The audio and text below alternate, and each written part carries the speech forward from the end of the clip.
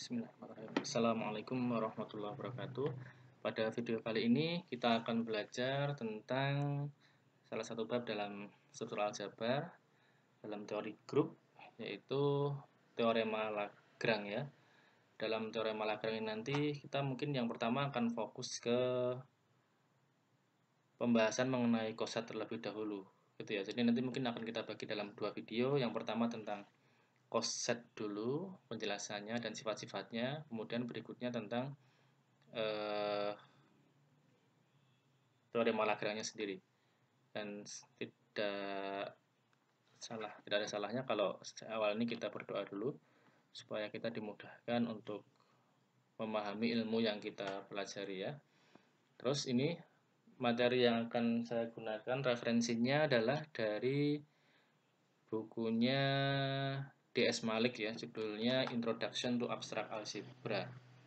Tapi nanti juga akan saya sandingkan penjelasannya dengan ini artikel dalam bahasa Indonesia supaya kita lebih mudah memahami ya. Kadang-kadang mungkin dalam bahasa Inggris agak sulit gitu, nanti kita akan pakai bantuan bahasa Indonesia ini. Jadi akan bolak-balik nggak masalah ya. Karena dalam perkuliahan saya yang dijadikan sebagai referensi utama ini buku Introduction to Abstract Algebra D.S. Malik ini. Baik, jadi sebelum kita menuju ke teorema Lagrange, pertama kali kita harus paham terlebih dahulu tentang coset ya, coset di dalam grup. Makna coset di dalam grup itu seperti apa gitu ya. Jadi kita pakai ini definisi 431 ini kita terjemahkan di sini yang lebih mudah ini. Jadi misalkan H itu suatu subgrup dari grup G gitu ya, dan A adalah elemen dari grup G, maka kita bisa membentuk seperti ini. Ini adalah himpunan H dikalikan dengan elemen A. Jadi H tadi subgrup tadi, kemudian A itu elemen di dalam grup G. Nah, himpunan dikalikan elemen ini hasilnya berupa himpunan. Himpunan yang bagaimana? Himpunan yang isinya adalah seluruh perkalian dari H kecil kali A, di mana H kecilnya itu adalah elemen-elemen di dalam H besar gitu ya. Jadi ini HA, H besar kali A kecil ini adalah himpunan yang isi himpunan itu elemen-elemennya adalah H kecil kali A, untuk H-nya adalah elemen-elemen di dalam subgrup H gitu ya. Nah, himpunan seperti ini, HA ini disebut sebagai koset kanan dari H di dalam G gitu ya. Kemudian sebaliknya seperti ini, kita juga bisa membentuk perkalian seperti ini. A-nya dikalikan dari arah kiri dari subgrup H ini. Ini juga himpunan yang isinya adalah seluruh elemen-elemen ini AH, di mana H-nya itu adalah elemen dari subgrup H.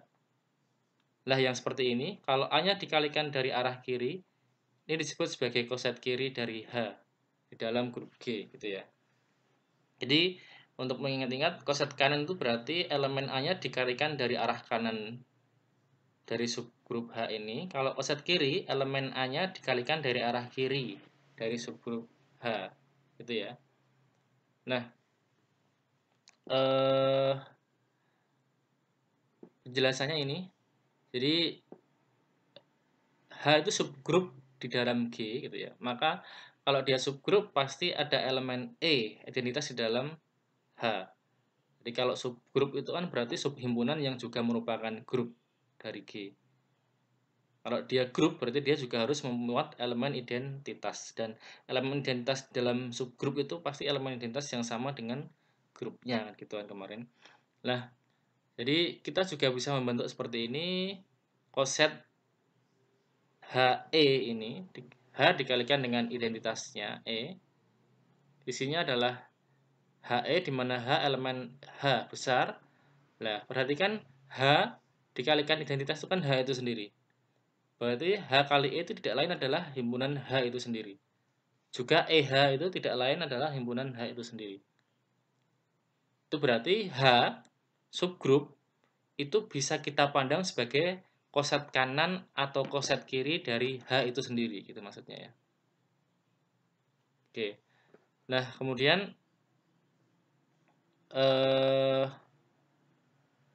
karena elemen E itu ada di dalam subgrup H,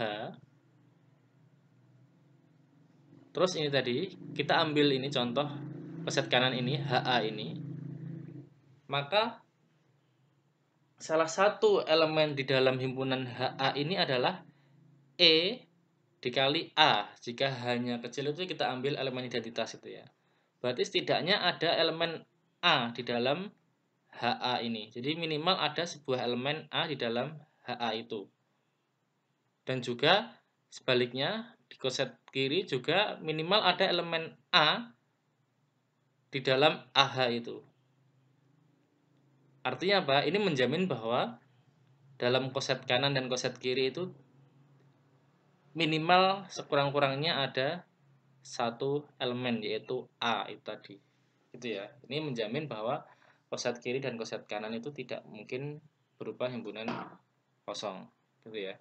Nah, contohnya ini ada dua contoh. Yang pertama dalam bentuk grup permutasi, tapi saya kira ini cukup panjang dan agak rumit nanti memahaminya. Kita pakai contoh yang lebih sederhana saja di sini. Misalkan Z plus ini adalah grup bilangan bulat gitu ya.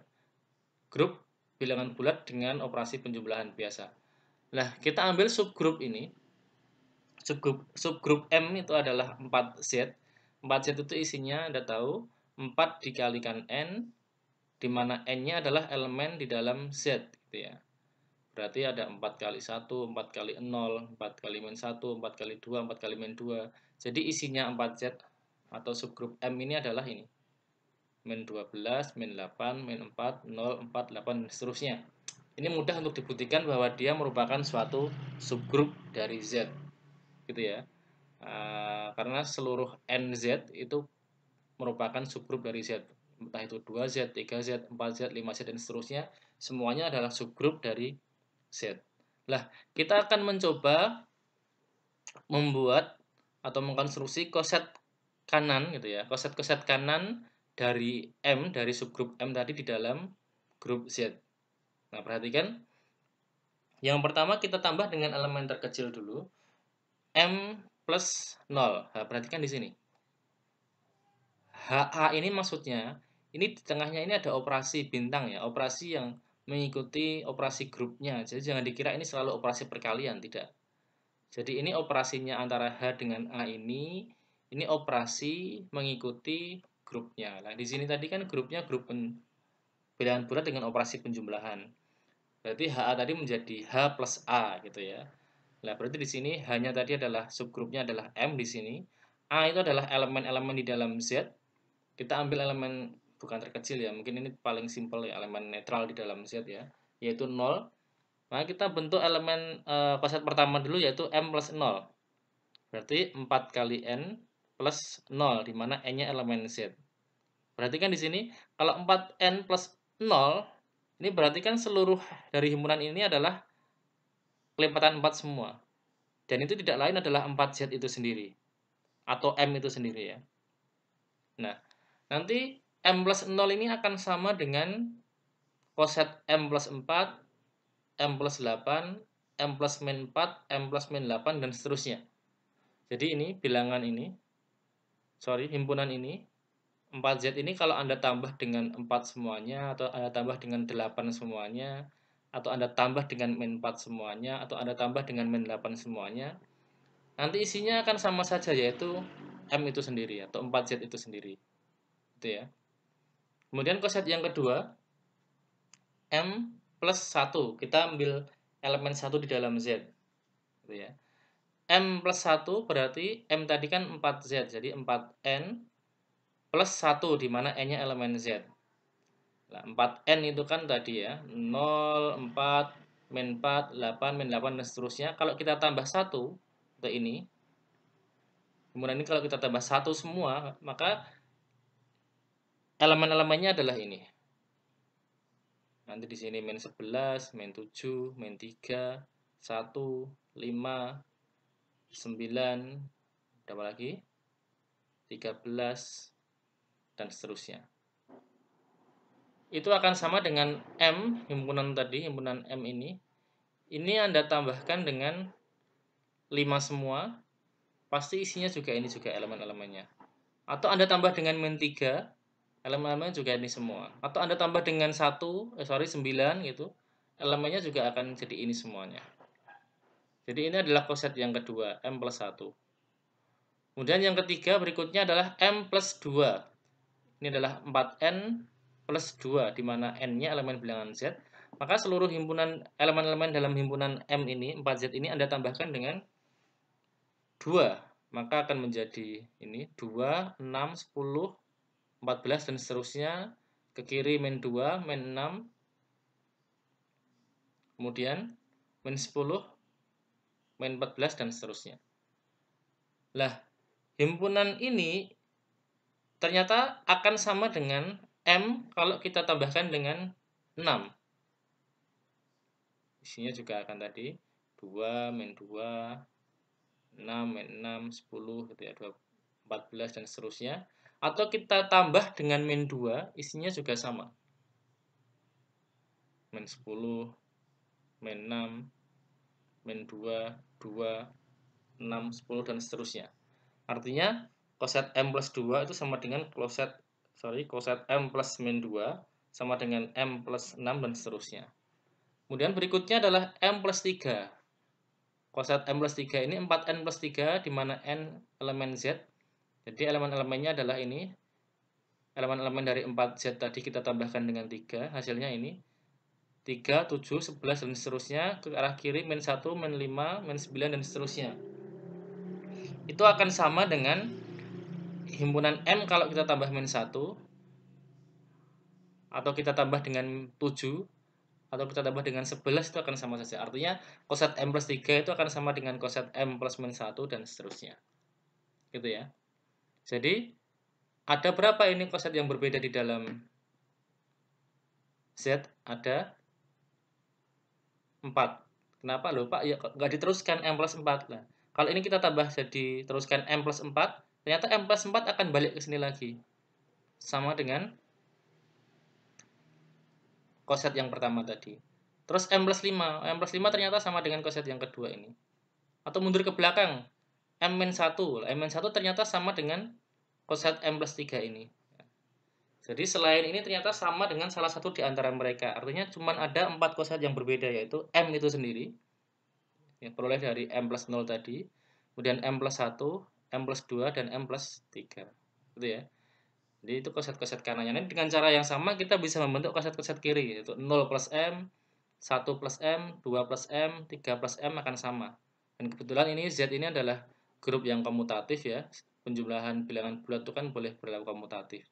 Jadi koset kanan dan koset kirinya nanti isinya sama. Gitu ya. Nah, kemudian yang berikutnya, teorema ini tidak ada di bukunya. Mungkin secara tersirat nanti ada ya di sifat-sifat gitu, tapi secara tersurat dia nggak ada. Ini adalah apa namanya, menerangkan kepada kita koset yang terbentuk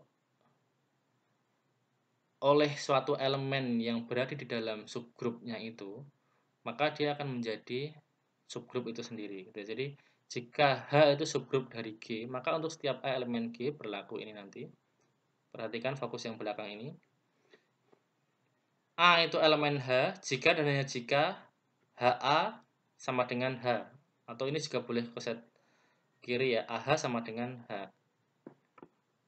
Contohnya tadi, kita mengambil 8 elemen Z gitu ya. Ini dalam contoh yang sebelumnya tadi ya. Kemudian kita membentuk koset M plus 8.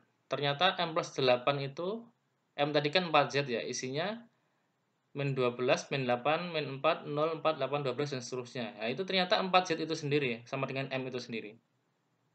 Kok bisa? Karena apa? Karena 8 itu berada di dalam M. Gitu ya. Jadi koset yang kita bentuk, koset yang dibentuk oleh suatu elemen ini, terbentuk oleh suatu elemen yang berada di dalam subgrup itu, maka dia akan sama dengan subgrup itu sendiri. Jadi M plus 0, M plus 4, M plus 8, M plus 12 itu akan sama dengan M itu sendiri. Gitu ya kira-kira ya. Nah, kemudian ini, nah ini 433 ini di sini ada. Ini terjemahan dari teorema 433 dalam bukunya D.S. Malik ini, Introduction to Abstract Algebra ini. Perhatikan, jika H itu subgrup dari grup G, maka untuk setiap elemen AB di dalam grup G berlaku yang pertama ini. Ini ada tambahan sedikit di sini mungkin tidak disampaikan secara tersurat. Nah, ini B itu elemen HA jika dan hanya jika HA itu sama dengan HB jika dan hanya jika AB inverse elemen H. Maksudnya gimana? Kalau kita mengambil sebuah elemen di dalam koset HA, gitu ya, elemen B di dalam koset HA, dan nanti kalau kita membuat koset baru H dikali B atau HB gitu nanti, maka HA itu akan sama dengan HB, gitu ya. Dan ini berlaku diimplikasi antara A dan B itu kalau kita operasikan seperti ini, A B inverse atau sebaliknya nanti sama saja, B A inverse gitu, dia akan berada di dalam H. Nah ini A B inverse ini mengikuti operasi dari grupnya ya. Kalau grupnya perkalian berarti A kali B inverse per B gitu.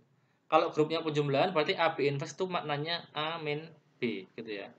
Nah, maksudnya saja langsung saja dalam contoh biar Anda paham ya. Misalkan ini tadi, contohnya masih sama, pakai yang grup Z plus tadi dengan subgrupnya M atau 4Z tadi.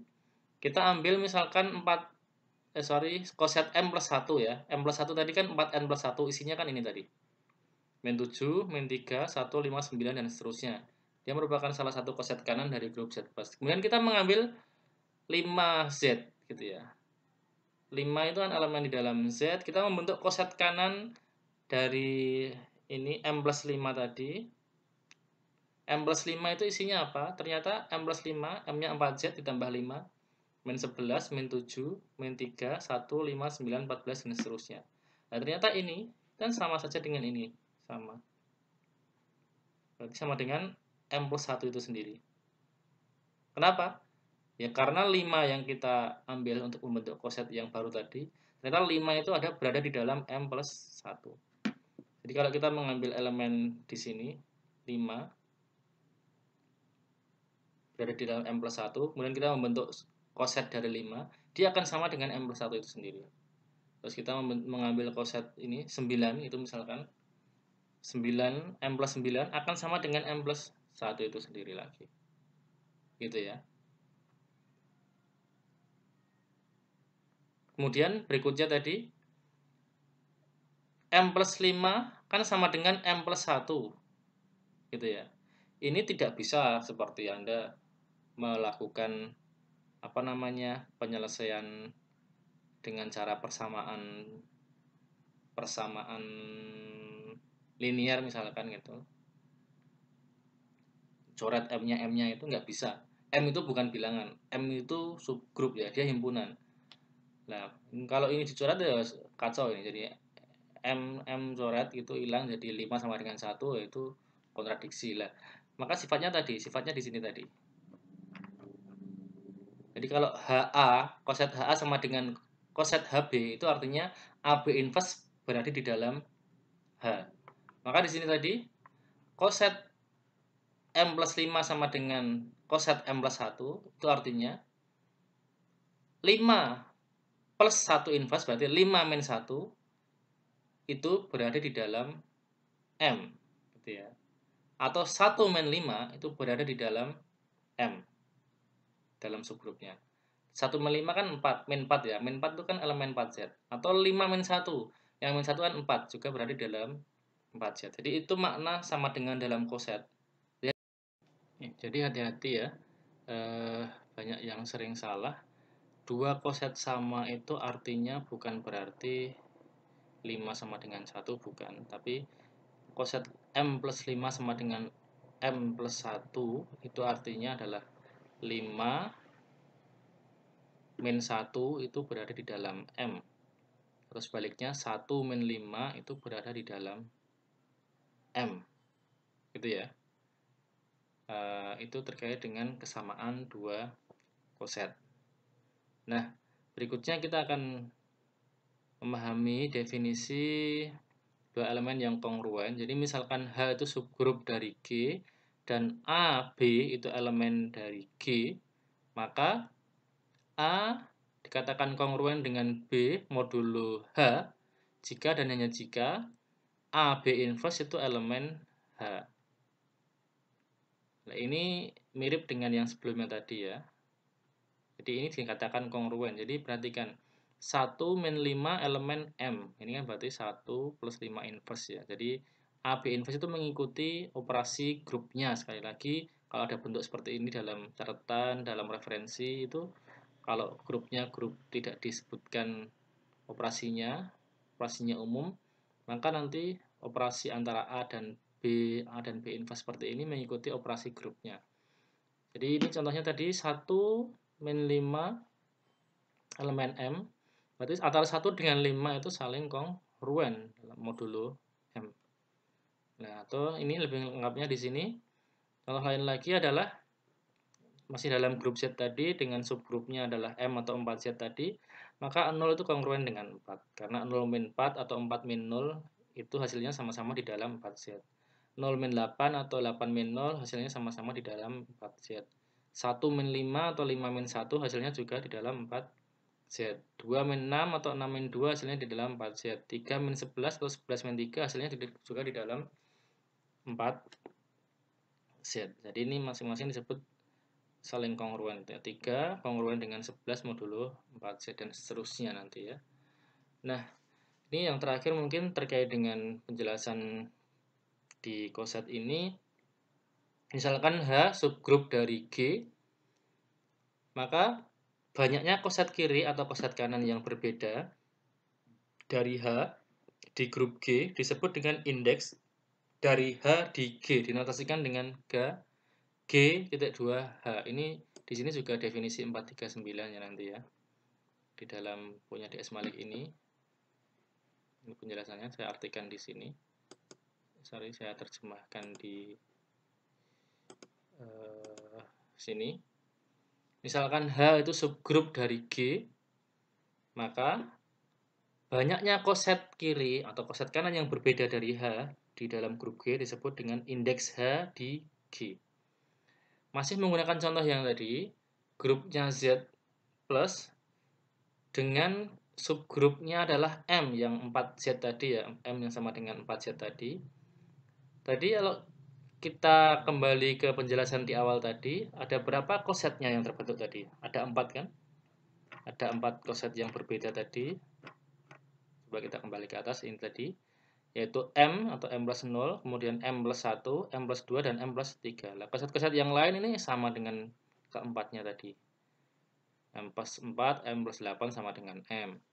M plus min 3, M plus 5 sama dengan M plus 1. M plus min 2, M plus 6 sama dengan M plus 2. M plus 7, M plus min 1 sama dengan M plus 3. Jadi intinya subgrup M ini membentuk 4 koset yang berbeda di dalam grup Z. Dengan demikian maka indeks dari M gitu ya. Indeks dari M di dalam grup Z ini ya sama dengan 4. Gitu ya.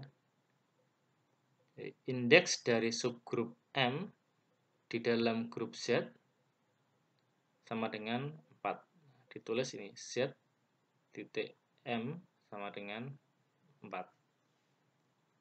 Gitu ya. Nah, sampai sini dulu penjelasan tentang koset. Penjelasan tentang koset ini nanti akan kita gunakan untuk memahami teorema Lagrange yang pertama, kemudian di subbab berikutnya nanti akan kita gunakan untuk mendefinisikan subgrup normal gitu ya. jika koset kirinya sama dengan koset kanan. Kemudian dari subgrup normal kita akan membentuk grup quotient atau grup hasil bagi gitu ya. Jadi akan terus saling berkesinambungan materi-materinya. Jangan dilupakan ya. Terima kasih sampai di sini dulu. Kalau Anda merasa video ini bermanfaat, Anda bisa subscribe gitu ya. Nanti Anda bisa mengikuti penjelasan di video-video berikutnya. Kalau ada pertanyaan, ada koreksi dari yang saya sampaikan atau ada masukan, silahkan disampaikan di kolom komentar. Mohon maaf kalau ada kesalahan. Terima kasih. Wassalamualaikum warahmatullahi wabarakatuh.